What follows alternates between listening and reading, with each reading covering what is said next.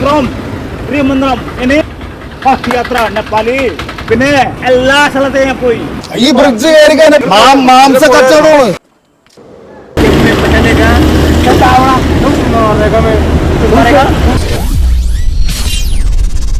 നമസ്കാരം.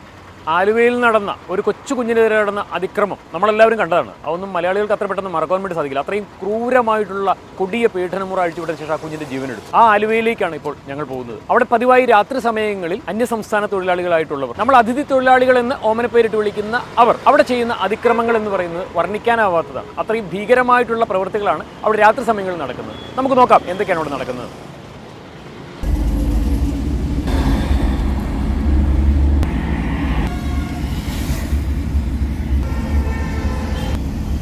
ഈ പാലത്തിനടിയിലാണ് രാത്രി സമയങ്ങളിൽ ഈ പിടിച്ചുപറിക്കാരും അങ്ങനെയുള്ള ഈ പോക്കറ്റടിക്കാരും ഒരു ക്രിമിനൽ സമൂഹം ഇവർ അന്തി ഉറങ്ങുന്ന ആലുവയിൽ ഈ പാലത്തിനടിയിലാണ്. ഇതിങ്ങനെ പതിവായിട്ട് വാർത്തകളിൽ കുറച്ച് നാളുകളായിട്ട് നമ്മളിങ്ങനെ കണ്ടുകൊണ്ടിരിക്കുകയാണ്. സത്യത്തിൽ എന്താണ് ഇവിടെ സംഭവിക്കുന്നത് നമുക്ക് നോക്കാം.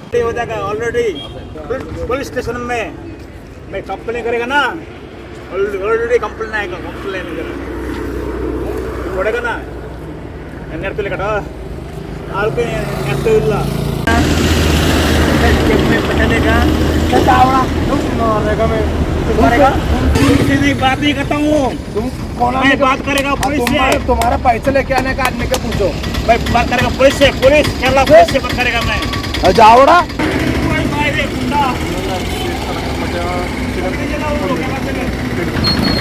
मेरा फर्स्ट यात्रा है केरला में.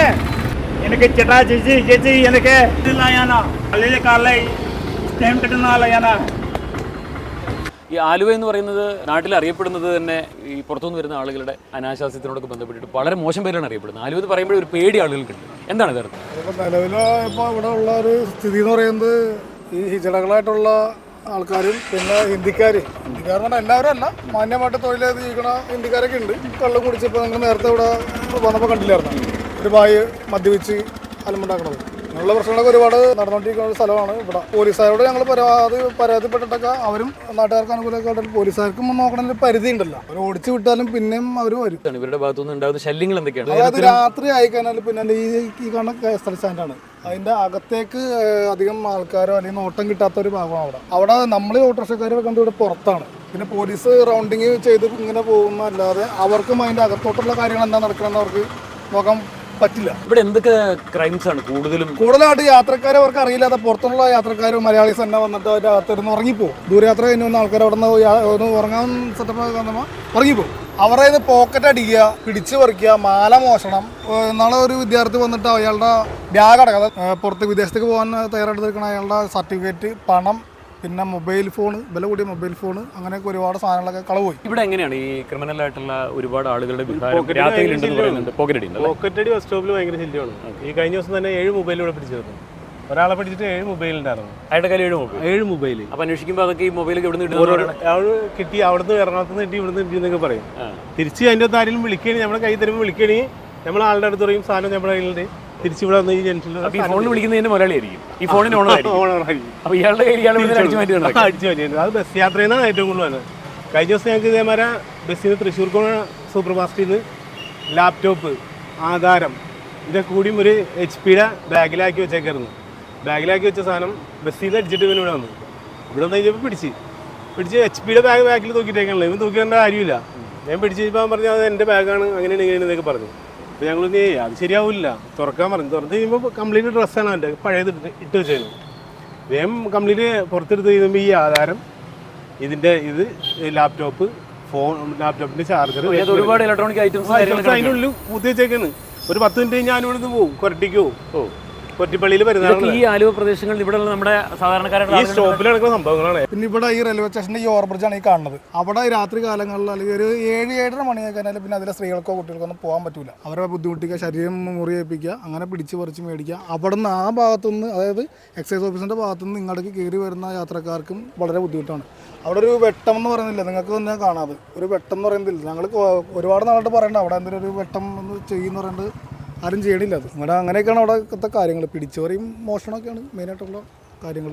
നമുക്കൊരു പരിധി ഉണ്ടല്ലോ എന്തെങ്കിലും തടുത്ത് നിൽക്കാനായിട്ട്. തീരുമാനത്തിലേക്ക് വരുന്നില്ല. വെട്ടോ വെളിച്ചോ ഇല്ല. അത് തന്നെ മെയിൻ ഒരു താവളമായിട്ട് കരുതിക്കൊണ്ട് അന്യ സംസ്ഥാന തൊഴിലാളികളുടെ പേരും പറഞ്ഞു വന്ന ഇവിടുത്തെ കുറേ ഹിന്ദിക്കാരുണ്ട്. അതായത് ഗിജടകളാറ്റി മറ്റുള്ളവർ അവരൊക്കെ ഈ ഇരുട്ടിൻ്റെ മറവിൽ അപ്പുറത്ത് നിൽക്കും. അപ്പുറത്ത് നിന്നുകൊണ്ടും ആരെങ്കിലും ഇതുവഴി കടന്നു വന്നു കഴിഞ്ഞാൽ അവൻ്റെ പിറകെ വരും. അവൻ്റെ പിറകെ ഒരു സ്ത്രീവേഷത്തിൽ വന്നിട്ട് പിന്നെ അവരുടെ പിറകെ വന്നതൊക്കെ ക്രിമിനൽസാണ്. അവനെ പരിക്കേൽപ്പിക്കുക, എന്നിട്ട് അവൻ്റെ കയ്യിലിരിക്കുന്ന പിടിച്ചു പറിക്കുക. ഇവർക്ക് ഏറ്റവും നല്ല ഓടി രക്ഷപ്പെടാനുള്ള മാർഗ്ഗം എന്ന് പറഞ്ഞാൽ ഇവിടുന്ന് ചാടിക്കുന്ന ഈ റെയിൽവേ ട്രാക്കിലേക്കാണ് ഇവർ ചാടുന്നത്. പക്ഷേ ഞങ്ങൾ പലപ്പോഴും ഇവിടുന്ന് ഓടി ചെല്ലുമ്പോഴത്തേക്ക് ഇവർ എങ്ങാടാ ഓടണം എങ്ങാടാ മറയണമെന്ന് പോലും കാണാൻ പറ്റില്ല. ആ റെയിൽവേ ട്രാക്കിൽ ചാടി ഇവിടുന്ന് അങ്ങോട്ട് പോയി കഴിഞ്ഞാൽ നേരെ ഇവർക്ക് പുളിഞ്ചോട് ആ ഭാഗത്ത് രക്ഷപ്പെടാം. ഇവിടുന്ന് ഇങ്ങോട്ടാണെങ്കിൽ തുരുത്ത് പാലം എന്നൊരു പാലമുണ്ട്, അങ്ങോട്ട് ഇവർ രക്ഷപ്പെടാം. പിന്നെ പോലീസിൻ്റെ ഭാഗത്തുനിന്ന് പരമാവധി അവർ ശ്രമിക്കുന്നുണ്ട്. പോലീസ് വന്ന് ഇവിടെ ഇരിക്കുന്നവർ അവിടെ ആ മറവിലൊക്കെ നിൽക്കുന്നവരൊക്കെ ചോദ്യം ചെയ്യുക, അടിച്ചു ഓടിക്കലൊക്കെ പോലീസ് നിരവധി ചെയ്യുന്നുണ്ട്. പക്ഷേ പോലീസ് പോയിരുന്നാൽ പോലീസ് കൊണ്ട് പറഞ്ഞ് ഇവർ അവിടെയൊക്കെ മാറി നിന്നിട്ട് വീണ്ടും വരുവാണ്. വീണ്ടും ഒറ്റയ്ക്ക് ഒരാൾ വന്നു കഴിഞ്ഞാൽ ചിലപ്പോൾ കൊല്ലാൻ വരെയും മടിയില്ല. രാവിലെ ഒരു വെളുപ്പിന് ഒരു 4-4:30 മണിയാകുമ്പോഴത്തേക്കും ഈ കടയിനോട് ചേർന്നൊരു കട വരും. കുറുക്കൻ അങ്ങനെയൊക്കെയുള്ള കടകളാണ്. അതിന്റെ മറവിൽ പിടിച്ചുപറിക്കാര്, മോഷണം, കള്ളന്മാര്, കൊലപാതകൾ അങ്ങനെയുള്ള കംപ്ലീറ്റ് ആൾക്കാരും അവിടെ വന്നിട്ട് അത് റെയിൽവേയുടെ ഒരു കിച്ചന്റെ പുറംഭാഗമാണ് കാണുന്നത്. അവിടെയാണ് വെളുപ്പിനൊരു 4 മണി മുതൽ തുടങ്ങും. പിന്നെ മറ്റുള്ള ഈ അങ്ങനെയുള്ള കച്ചവടങ്ങൾ ഈ കംപ്ലീറ്റ് കള്ളന്മാരും പിടിച്ചുപറിക്കാരും ഒക്കെ വന്ന് കൂടുന്ന ഒരു കടയാണ്. ഇവിടെയാണല്ലേ? നമുക്കൊന്ന് പോയി നോക്കാം.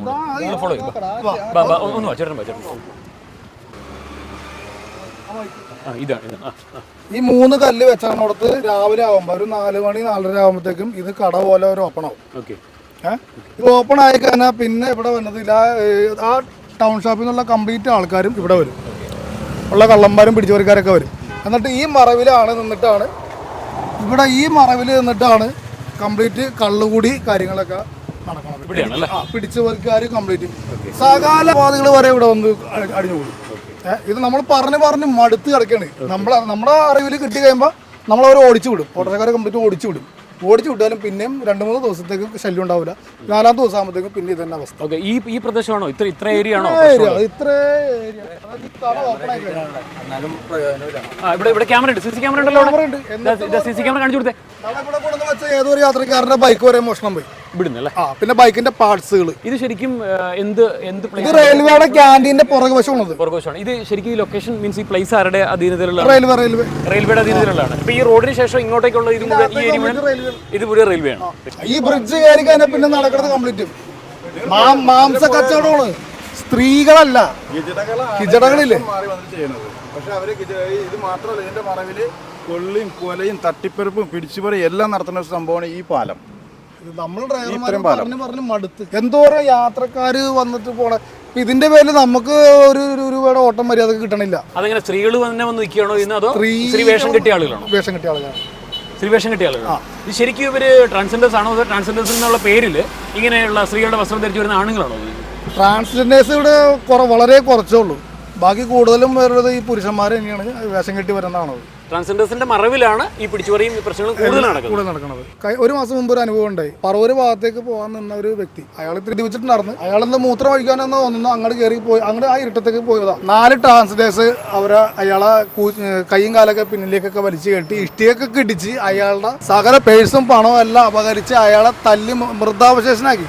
ഒരു പാത്രത്തോളം ആക്കി അയാളെ. എന്നിട്ട് ഞങ്ങൾ ഇവിടെ ഓട്ടോറിക്ഷക്കാരും പോലീസുകാരും കൂടി ചേർന്നിട്ടാണ് അയാളെ എടുത്ത് ജീപ്പിലേക്ക് കയറ്റിട്ട്. അയാൾക്ക് തുണി പോലും ഉണ്ടായില്ല. ഞങ്ങളെ വണ്ടി കഴുകാൻ ഓട്ടോറിക്ഷ കഴുകാൻ വേണ്ടി ഉപയോഗിക്കണ തോർത്തെടുത്തു ഞങ്ങളുടെ നിന്ന് കൊടുത്തിട്ടാണ് അയാൾ ഉടിപ്പിച്ചിട്ടാണ് പോലീസുകാർ ഗവൺമെന്റ് ഹോസ്പിറ്റലിലേക്ക് വിളിച്ചു വെച്ചപ്പോൾ അവിടെ എടുക്കില്ല എന്ന് പറഞ്ഞിട്ട് നമ്മുടെ ഈ കളമശ്ശേരി മെഡിക്കൽ കോളേജിലേക്ക് അയാൾ വന്നത്. പോലീസുകാർ തന്നെയാണ് അവരെ കൊണ്ടുപോയത്. ഈ പാലത്തിലാണ് വില പറഞ്ഞുറപ്പിക്കലും കച്ചവടവും ഏറ്റവും പ്രധാനമായിട്ട് നടക്കുന്നതെന്നുള്ളതാണ് പ്രദേശത്തുള്ള രാത്രി ഓട്ടോറിക്ഷ ഓടിക്കുന്ന ഓട്ടോ തൊഴിലാളികൾ പറഞ്ഞത്. കാരണം ഈ പാലത്തിൽ നിന്ന് ഇറങ്ങുന്നിടത്തും ഇങ്ങോട്ട് കയറുന്നിടത്തും CC ക്യാമറ അവിടെ വെച്ചിട്ടുണ്ട്. അത് പ്രവർത്തിക്കുന്നതാണോ എന്നുള്ളത് അധികൃതർക്ക് മാത്രമേ അറിയുകയുള്ളൂ. അവിടെ ഒരു സ്ട്രീറ്റ് ലൈറ്റോ മറ്റുള്ള യാതൊരു സംവിധാനങ്ങളും ഇല്ല. ഇരുട്ട് കുത്തിക്കിടക്കുന്ന സ്ഥലമാണ്. അവിടെ സ്ത്രീകളുടെ വേഷം കെട്ടി പുരുഷന്മാർ വന്നു നിന്ന് സ്ത്രീകളെ അടക്കം പിടിച്ചു പറിക്കുകയാണ് എന്നുള്ളതാണ് പറയുന്നത്. റെയിൽവേ സ്റ്റേഷനിൽ നിന്നും ഈ പാലം ഇറങ്ങി നേരെ ബസ് സ്റ്റേഷനിലേക്ക് എത്തിക്കഴിഞ്ഞ് കഴിഞ്ഞാൽ അവിടെ ഈ ദൂരയാത്രക്കാരായിട്ടുള്ള ആളുകൾ ആ സൈഡിലായിട്ട് ഇരുന്നും കിടന്നുമൊക്കെ ഉറങ്ങുന്ന ആളുകൾ ഒരുപാട് പേരുണ്ട്. അങ്ങനെ യാത്ര ചെയ്തിട്ടുള്ളവരാണ് ഈ വാർത്ത കാണുന്ന മലയാളികളായിട്ടുള്ള ഒരു പറ്റം ആളുകൾ. ഉള്ളവരാണ് അതൊക്കെ വന്ന് ഇവിടുന്ന് ഉറങ്ങിപ്പോകുമ്പോൾ ഈ മറ്റവരിവിടെ ഇരിപ്പുണ്ടാവും, കിടപ്പുണ്ടാവും. അവരത് നോട്ട് ഇട്ടിട്ട് അവരുടെ മൊബൈലും പണവും ഒക്കെ തട്ടിക്കൊണ്ടുപോകും. ഇതാണ് ഇവിടെ നടക്കുക. ചില ആൾക്കാർ അവിടെ നിന്ന് ഉറങ്ങിപ്പോകും. മൊബൈൽ എപ്പോഴും പോക്കവിടെ എല്ലാവരുടെയും. പലവരുടെ മൊബൈൽ പോകുന്നുണ്ട്. അവരുറങ്ങുമ്പോൾ ശബ്ദം കേൾപ്പിക്കാതെ ഇവരുടെ അടുത്തെത്തി ഇവരുടെ പോക്കറ്റിലുള്ള പണവും പേഴ്സും അല്ലെന്നുണ്ടെങ്കിൽ ഇവരുടെ മൊബൈൽ ഫോണുകൾ അല്ലെങ്കിൽ ലാപ്ടോപ്പ് സൂക്ഷിച്ചിരിക്കുന്ന ആ ലാപ്ടോപ്പ് ബാഗ് അടക്കമുള്ള സംഗതികൾ അതേപോലെ അടിച്ചു മാറ്റി സ്ഥലം വിടുക. ഇത് പതിവായിട്ട് ഇവിടെ നടക്കുന്ന ഒരു സംഭവമാണ്. ഇങ്ങനെ കഴിഞ്ഞ ദിവസം ഒരു ചെറുപ്പക്കാരനെ പിടികൂടി കഴിഞ്ഞപ്പോൾ അയാളുടെ കയ്യിൽ ഒരു നല്ല ലാപ്ടോപ്പ് ബാഗ് ഇരിക്കുകയാണ്. ആ ബാഗ് തുറന്നപ്പോഴാണ് അതിനുള്ളിൽ 2-3 ലാപ്ടോപ്പുകൾ ഇട്ടിരിക്കുന്നു, കുറേയേറെ മൊബൈൽ ഫോണുകൾ, അങ്ങനെ വളരെ ടൈറ്റായിട്ട് വീർത്തിരിക്കുകയാണ്. അപ്പോൾ ഈ പുള്ളി പറയുന്നത് ഇതെല്ലാം ഈ പുള്ളിയുടെ തന്നെയാണ് എന്ന് പറയുകയാണ്. അങ്ങനെ എല്ലാവരോട് കൂടിയിട്ട് പോലീസിനെ വിളിച്ചു വരുന്നു. അങ്ങനെ ചോദ്യം ചെയ്യുമ്പോഴാണ് മനസ്സിലാകുന്നത് ഇതൊന്നും ഇദ്ദേഹത്തിൻ്റെ അല്ല. ഇയാളെ പിടികൂടുന്നതിന് ഒരു 50 മീറ്റർ ദൂരത്തിലായി ബസ്സുകൾ ഇങ്ങനെ അടുക്കിയിട്ടിട്ടുണ്ട്. ആ ബസ്സുകളുടെ പിന്നിൽ വിശ്രമിക്കുന്ന ആളുകളുടെ സാധനങ്ങൾ ഇയാൾ ഒരു അരമണിക്കൂറുകൾക്ക് മുൻപ് മോഷ്ടിച്ച് അവിടെ നിന്ന് കടക്കുവാൻ വേണ്ടി ശ്രമിക്കുമ്പോഴാണ് ഓട്ടോറിക്ഷ തൊഴിലാളികൾ ഇയാളെ പിടികൂടുന്നത്. നോക്കൂ, മോഷണത്തിൻ്റെ സമയത്ത് ഇയാളെങ്ങാനും ഉറക്കം വിട്ട് എഴുന്നേറ്റാലത്തെ അവസ്ഥ ഒന്ന് ചിന്തിച്ചു നോക്കൂ. ഇവൻ ഇത് വെച്ച് അയാളെ ആക്രമിച്ചാൽ ജീവൻ വരെ നഷ്ടപ്പെടുവാനുള്ള എല്ലാ സാധ്യതകളുമുണ്ട്. ഓടി കിട്ടോ പരമാവധി ഇങ്ങോട്ട് അടുത്തു ഓടി വെക്കണോ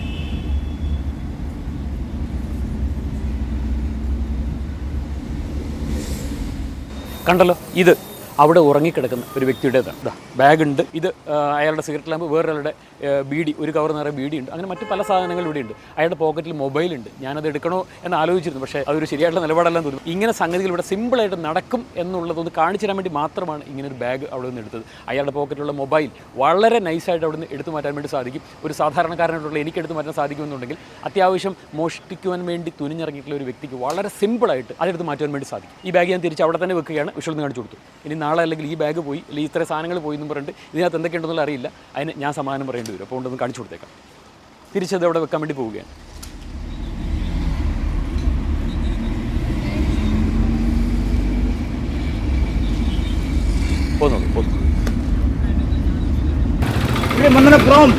Trivandrum ini Trivandrum Fast Yatra Nepali Fast Yatra Trivandrum ini Trivandrum English പറയാനില്ല. Trivandrum പിന്നെ എല്ലാ സ്ഥലത്തെയും ഞാൻ പോയി. ആലുവ നഗരത്തിലെ കാഴ്ചയാണ് ഇപ്പോൾ കണ്ടത്. അതായത് ഇത്രയധികം ആളുകൾ നാടിൻ്റെ നാനാഭാഗത്തു നിന്നും യാത്ര ചെയ്യാൻ വേണ്ടിയിട്ട് വന്നവിടെ നിൽക്കുകയാണ്. അപ്പോൾ അതിനിടയിൽ കിടന്നിട്ടാണ് ഒരു ഹിന്ദിക്കാരൻ്റെ ഒച്ചമ്പോളും. അതിഥി തൊഴിലാളി എന്ന് നമ്മളെല്ലാവരും ഓമനപ്പേരിട്ട് വിളിക്കുന്ന ഒരു അതിഥി തൊഴിലാളി കാണിച്ചു കൂട്ടിയ വിക്രികളാണ് ഇപ്പോൾ പ്രേക്ഷകർ കണ്ടത്. നടു റോഡിൽ നിന്ന് സ്ത്രീകളും കുട്ടികളും അടക്കമുള്ള ഒരുപാട് യാത്രക്കാർ യാത്ര ചെയ്യുന്നിടത്ത് നിന്നിട്ടാണ് ഇയാൾ ഈ വേഷം കെട്ടുകളൊക്കെ കാണിച്ചത്. അവിടെ ചോദിക്കാൻ പറയുന്ന ആരുമില്ല, പോലീസോ പട്ടാളോ ആരുമില്ല.